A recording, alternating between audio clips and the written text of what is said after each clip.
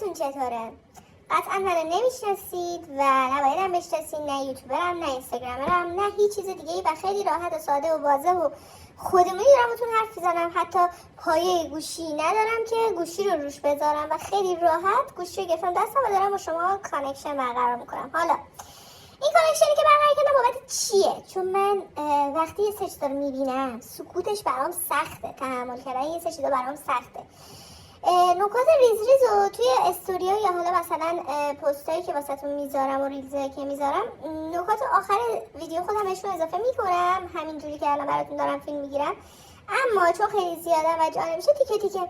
حالا بحث اول من، اول از این که هر برنامه‌ای، هر مسابقه‌ای و هر در واقع یه همچین ریالیتی شوهایی که برگزار میشه یه دلیلی پشتشه. یعنی دلیل اصلی این قضیه اینه که اون افراد توسط حالا مردم، توسط اینستاگرام، توسط یوتیوب، توسط خیلی از سوشال مدیاهای دیگه اینا دیده بشن.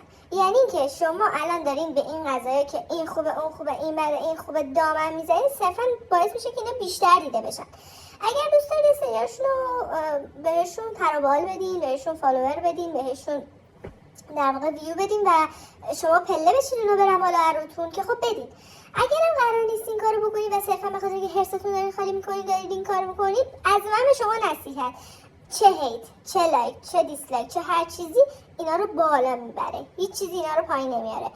اولین موضوع این که من نه طرفدار کسی ام، نه فالو کردم هیچ کدوم از افراد رو، نه میشناسمشون، نه هیچ ارتباطی با این افراد ندارم که بخوام بگم زاویه خاصی باشون دارم یا حتی دوستشون دارم و نسبت هر پستی هم که بذارم هیچ ریاکشن خاصی توی من ایجاد نمیشه، صرفا برای علاقه من داشته.